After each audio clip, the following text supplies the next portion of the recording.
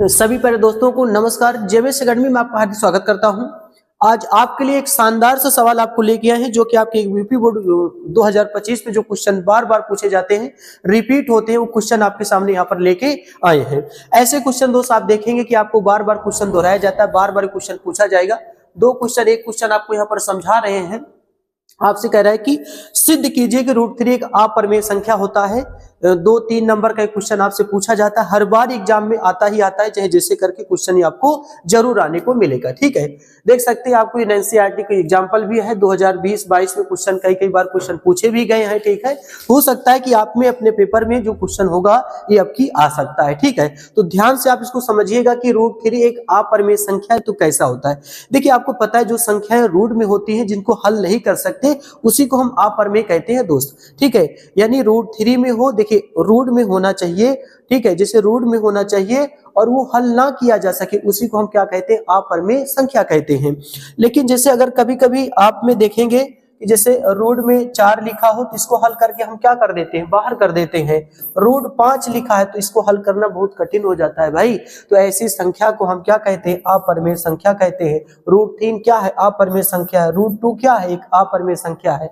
और आपको बता दे दोस्त कि एक परिमेय संख्या और एक अपरिमेय संख्या अगर आपके पास होता है तो परिमेय और अपरिमेय संख्या का जोड़ हो, घटाना हो, गुणा हो, भाग हो, हमेशा आपको क्या मिलता है, अपरिमेय संख्या मिलेगा, कभी परिमेय संख्या नहीं मिल सकता। एक परिमेय होना चाहिए और एक अपरिमेय होना चाहिए। एक परिमेय संख्या एक अपरिमेय संख्या का जोड़, घटाना, गुणा, भाग, हमेशा क्या मिलता है आपको, एक अपरिमेय संख्या ही प्राप्त होता है। ठीक है, तो यानी आपको यहाँ पर देखिए दोस्त, ये आपसे बात कह रहा है कि भैया √3 एक अपरिमेय संख्या है। √3 क्या है, एक अपरिमेय संख्या है। अरे यार, वास्तव में तो √3 एक अपरिमेय संख्या होता ही है, लेकिन देखिए कि जो चीज पहले सही है उसका भी प्रूफ मांगा जा रहा है भाई। यहाँ पर जो चीज सत्य है उसका भी सिद्ध करने की बात कर रहा है, प्रूफ मांगा जा रहा है। तो आपको पता होना चाहिए कि जब कोई चीज अगर पहले से सत्य हो और उसको सत्य साबित करना होता है तो पहले उसे गलत मानना पड़ता है। उसे गलत मानिए, गलत मानते मानते वो हमेशा सत्य के रास्ते पे आ जाता है। तो सबसे पहले इसको हम गलत मानेंगे, पहले मान के चलेंगे √3 अपरिमेय संख्या नहीं है बल्कि परिमेय संख्या आप मान के चलिएगा। ठीक है, और परिमेय संख्या उन्हें कहा जाता है दोस्त जो अंश बटे हर के रूप में लिखा जाता है, उन्हीं को हम क्या कहते हैं, परिमेय संख्या कहते हैं। तो चलिए सवालों को हम यहाँ पे लगाते हैं, देखेंगे। तो सबसे पहले आप क्या करेंगे, मानेंगे कि माना x बटा y बराबर √3, यहाँ पे लिखेंगे x बटा y बराबर √3 एक परिमेय संख्या है। यहाँ पर आप लिखिएगा एक परिमेय संख्या है। ठीक है, एक परिमेय संख्या है। यहाँ पर हमने इनको लिखा कि x बटा y बराबर √3 एक परिमेय संख्या है। यहाँ पर आप बताइएगा कि एक परिमेय संख्या है। और उसके बाद देखिएगा x तथा y सहअभाज्य संख्या है। सहअभाज्य संख्या है, यहाँ पर आप बताइएगा। और एक चीज ध्यान दीजिएगा दोस्त कि यहाँ पर मैंने सहअभाज्य लिखा है। तो सहअभाज्य संख्या जब हमने यहाँ पर लिखा है तो सहअभाज्य का मतलब क्या होता है, तो सहअभाज्य का मतलब यही होता है कि संख्याओं का जोड़ा होना चाहिए। ऐसी संख्याओं का जोड़ा जिसमें एक के अलावा कुछ कॉमन ना हो, उसी को सहअभाज्य कहा जाता है। जैसे हमने 3 कामा यहाँ पर 5 लिख दिया। बताइए, एक के अलावा इस जोड़े में कुछ आप कॉमन कर सकते हैं? तो कभी नहीं हो सकता एक के अलावा कॉमन। ठीक है, तो ऐसे जोड़े को हम क्या कहते हैं, सहअभाज्य संख्या कहते हैं। जैसे हमने 5 और 7 ले लिया, 18 और 25 ले लिया। ऐसी संख्याओं में आप कुछ नहीं उभयनिष्ठ कर सकते। उभयनिष्ठ का मतलब कॉमन होता है। आप इनमें कुछ नहीं कॉमन कर सकते बजाय एक के अलावा। एक तो हर जगह कॉमन होता है भाई। तो ऐसी संख्याओं को जोड़ों को हम क्या कहते हैं भैया, जल्दी से बताना। ऐसी संख्याओं को जोड़ों को हम क्या कहते हैं, सहअभाज्य संख्या कहा जाता है। ये हमारी सहअभाज्य संख्या होता है। ठीक है, तो अच्छा, सहअभाज्य संख्या जिसमें कॉमन क्या मिले, एक। कॉमन का मतलब उभयनिष्ठ एक होना चाहिए, मतलब एक से कटना चाहिए। तो यहाँ पे लिखेंगे जिसमें उभयनिष्ठ एक होगा। यहाँ पर ध्यान दीजिएगा, जिसमें उभयनिष्ठ एक होगा। यहाँ पर ये बात हमने बताई। ठीक है, उभयनिष्ठ क्या होगा, 1 होगा। अब यहां से एक चीज थोड़ा सा तर्क को समझ के चलिएगा दोस्त, क्योंकि थ्योरम टाइप में सिद्ध करना होता है। यहां पर आपको ये बताया गया है कि एक्स वाई सहभाज्य संख्या है, और सहभाज्य संख्या दोस्त उसी को कहा जाता है जैसे संख्याओं का जोड़ा जिसमें एक के अलावा कुछ कॉमन ना हो, उसी को सहभाज्य संख्या कहा जाता है। इसका मतलब है कि एक्स और वाई एक से कटेगा, एक के अलावा किसी से नहीं कटेगा। तो यहां पर हम आपको पहले से बता के चल रहे हैं कि एक्स और वाई किससे कट रहा है, एक से कट रहा है। अगर यही चीज बाद में भी हम प्रूव करके दिखा देते हैं भैया कि एक्स और वाई एक से ही कटा है, तो भैया उसको परमेय ही माना जाएगा। अगर एक्स वाई एक से ना कटा, किसी अन्य संख्या से कट गया भैया, तो समझ जाना कि फिर वहां पर परमेय नहीं बल्कि क्या है, अपरमेय होगा।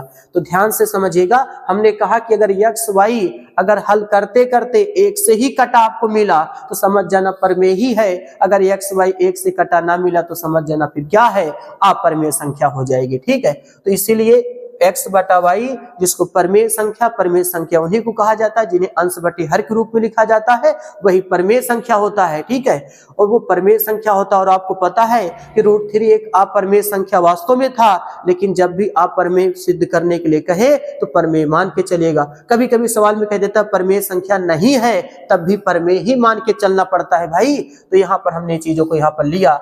अब हम x बटा y बराबर √3 को लेंगे। ठीक है, क्या लेंगे, √3 को। देखिए दोस्त, जब अगर अकेले संख्या हो, रूट लगा हो, ऐसे सवाल प्रूव करने के लिए दिए तो आपको हमेशा दोनों पक्षों का वर्ग करना पड़ता है। तो यहाँ पर आप लिखेंगे कि दोनों पक्षों का, ध्यान देना, दोनों पक्षों का वर्ग करने पर, यहाँ पर आप लिखेंगे दोनों पक्षों का वर्ग करने पर। तो जब आप वर्ग करेंगे तो x बटा वाई इनका क्या हो जाएगा, होल स्क्वायर, और साथ में √3 का क्या हो जाएगा, होल स्क्वायर। दोनों पक्षों का वर्ग करते हैं तो यहाँ से आपको क्या मिलेगा, x स्क्वायर बटा वाई स्क्वायर बराबर कितना मिलेगा, 3 मिलेगा। क्या मिलेगा, 3 मिलेगा। चलिए अब आगे समझेंगे अच्छे से सवाल को। ठीक है, चलिए ध्यान पूर्वक खूब अच्छे से आप देखिएगा। अब आपको पता है कि इनका इधर मल्टीप्लाई कर देते हैं तो x स्क्वायर बराबर 3 इंटू वाई स्क्वायर हो गया, जिसको हम समीकरण कितना मानेंगे, 1। इधर हम गुणा कर देते हैं तो 3y स्क्वायर हो जाता है। ठीक है, अब आप एक बात बताना, अगर हम y स्क्वायर को रोकते हैं तो हमें पता है कि x स्क्वायर बटा कितना आएगा, 3, जिसको हम कितना मान के चलेंगे, 2 मान के चलेंगे। अब आप एक चीज ध्यान देना, x स्क्वायर बटा यहाँ पर 3 लिखा है, तो आप यहाँ पर कह सकते हैं दोस्त कि 3x स्क्वायर को क्या कर देता है, विभाजित कर देता है। कैसे, जरा देखिए। जैसे अगर हमारे पास 5 का स्क्वायर बटे 5 है तो बताइए 25 बटे 5 कट के कितना आएगा, तो आप कहेंगे 1 आएगा। अगर स्क्वायर ना किया जाए, 5 बटा 5 किया जाए, तब भी कट के कितना आएगा, 1 आएगा। इसका मतलब अगर अंश में स्क्वायर लगा है तो हर उसको हमेशा काट देता है। ठीक है, अगर स्क्वायर नहीं लगा है तो तब भी वो कट के कितना आपको देगा, यहाँ पर 1 देता है। यानी हर अवस्था में आपको कट ही जाएगा, कभी गलत तो नहीं होता। तो स्क्वायर रहेगा तब भी कट के, जैसे यहाँ पर 5 आ जाएगा और यहाँ से आप काट के देंगे तो कितना आएगा, 1 निकल के आएगा। तो यानी आप ये कह सकते हैं कि x स्क्वायर बटा 3 लिखा है तो x स्क्वायर 3 से विभाज्य हो सकता है, तो x भी 3 से विभाज्य हो सकता है। यानी अंश को हर हमेशा काटता है, अंश को हमेशा हर काटता है। तो यहाँ पर हम ये बताएंगे, क्या लिखेंगे कि अतः, ध्यान दीजिएगा, अतः यहाँ पर आप लिखेंगे अतः x स्क्वायर 3 से विभाज्य है, x स्क्वायर 3 से विभाज्य है। तो x 3 से भी विभाज्य होगा, 3 से भी क्या होगा, विभाज्य होगा। यहाँ पर आप इसको बताएंगे ऐसे। ठीक है, अगर स्क्वायर 3 से कट जाता है तो बेगर स्क्वायर भी उसको 3 क्या करेगा, काट देगा। ठीक है भैया, अंश बटे हर x की वैल्यू अगर आप यहाँ पर 3 रख के चेक कर लीजिए। अगर हम देखें 3 रख के चेक करते हैं, 3 इसको स्क्वायर बटा 3, तो 9 बटा 3 कट के कितना आएगा, 3 आएगा। स्क्वायर नहीं कटते तब भी कट के कितना आएगा, 1, यानी कटेगा। और x और वो स्थान पे तो कोई भी अंक रखा जा सकता है। ठीक है, तो आप देख सकते हैं सरासर बातें गलत हो रही है। वहां पर x किससे कटा था तो आप कहेंगे 1 से कटा था, और यहाँ पर x किससे कट रहा है तो कहेंगे साहब 3 से कट रहा है। ठीक है, चलिए x कट चुका है, अब बारी है y की, तो ध्यान दीजिएगा, जो कट चुकता है तो उसको हम कुछ ना कुछ यहाँ पर मान के चलते हैं, ठीक है। तो माना हम x बराबर कितना √3 और साथ में यहाँ पर क्या लगा देंगे k। ध्यान देना दोस्त, जो चीज अगर कट चुका, जैसे x कट चुका है तो x बराबर मान लेना, y कट चुका है, कहीं कहीं सवाल y कट चुकता है तो y बराबर मान लीजिएगा, जो संख्या रहे उस संख्या को लिखिए और साथ साथ में k लगा दीजिए। कहेंगे साहब k क्या है, जहां आप बता दीजिएगा k धन पूर्णांक है। क्या है आपका, ये धन पूर्णांक है। k को हम क्या बताएंगे, धन पूर्णांक बताएंगे। धन पूर्णांक 0 1 2 3 और कितना होता है 0 1 2 3 4 5 डैश से हमारे क्या होते हैं, धन पूर्णांक होते हैं, ठीक है। तो अब हम सबसे पहले आपको क्या करना है, यहाँ पर जो वैल्यू कट जाए उसको लेके चलना है और जो संख्या आपका था वही संख्या लेके चलना है और साथ में यहाँ पर क्या लगा देते हैं, k लगा देते हैं। k क्या है, धन पूर्णांक संख्या होता है। अब इस x का मान उठा के आप कहाँ रखेंगे, समीकरण 1 में। ध्यान दीजिए, x की वैल्यू उठा के कहाँ रखेंगे, समीकरण 1 में। तो ध्यान देना कि x का मान समीकरण 1 में रखने पर, ठीक है, कहाँ रखेंगे, 1 में। तो यहाँ पर ध्यान देना, ये x के स्थान पे आपको रखना पड़ेगा। तो √3 इंटू k का क्या हो जाएगा, होल स्क्वायर, और साथ में आपके पास 3 इंटू वाई स्क्वायर आ जाएगा।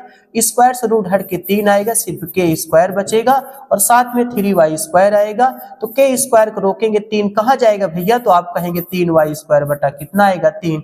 अब बताइए इस संख्या को क्या कर दे रहा है, काट दे रहा है, ठीक है। तो यहाँ पर आप देख सकते हैं हमारा क्या बन जाएगा, 3 बन जाता है, ठीक है। तो अब यहाँ पर आगे आप क्या बताएंगे, ध्यान से देखना कि अतः y स्क्वायर 3 से विभाज्य है, 3 से विभाज्य है, तो y 3 से भी 10 से भी विभाज्य होगा, ठीक है। 3 से भी क्या होगा, विभाज्य होगा। तो आप ये देख सकते हैं कि हर दशा में x भी 3 से कटा और साथ साथ में दोस्त y भी किससे कट रहा है, 3 से। देखिए ना आप, 3 का स्क्वायर बटा 3, तो 3 इसको क्या कर देगा दोस्त, काट देता है, ठीक है।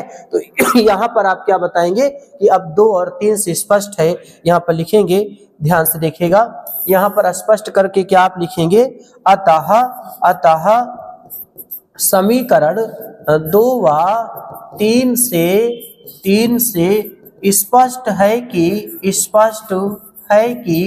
x, y 3 से विभाज्य है, x, y 3 से विभाज्य है, ठीक है। लेकिन हमने उभयनिष्ठ 1 माना था, उभयनिष्ठ 1 माना था, ठीक है। हमने उभयनिष्ठ कितना माना था, 1 माना था। अतः देखिएगा, इसलिए ध्यान दीजिएगा, यह बात गलत होती है, ठीक है, यह बात गलत होती है। अतः यहाँ पर बताएंगे कि अतः ध्यान दीजिएगा कि √3 एक अपरिमेय संख्या है,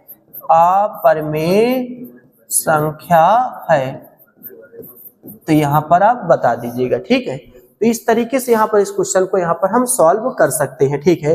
तो आपने देखा दोस्त कि कैसे एक √3 को हमने चीजों को प्रूव करा और यहाँ पर दिखाया कि यहाँ पर x यहाँ पर 3 से कट रहा था, y भी 3 से कट रहा था। शुरू में दोस्त हम 1 मान के चले थे, ठीक है, लेकिन ये विरोधाभास होता है, बातें गलत हो जाती है, वही चीज यहाँ पर स्पष्ट करके लिखा गया है। थ्योरम है, थोड़ा से बातों को लिखेंगे तभी से आपको अच्छा नंबर मिल पाएगा। इसलिए 1 व 2 से स्पष्ट था कि x, y 3 से विभाज्य था, लेकिन हमने उभयनिष्ठ 1 माना, तो इसलिए यह बात गलत होती है, बात विरोधाभास होती है। अतः √3 क्या रहेगा, एक अपरिमेय संख्या रहता है, ठीक है। तो देखिएगा हमने इस चीजों को यहाँ पर प्रूव करके आपको दिखाया, ठीक है। तो चलिए अब मिलते हैं अगली क्लास में, बात यहीं पर करते हैं। जय हिंद, जय भारत।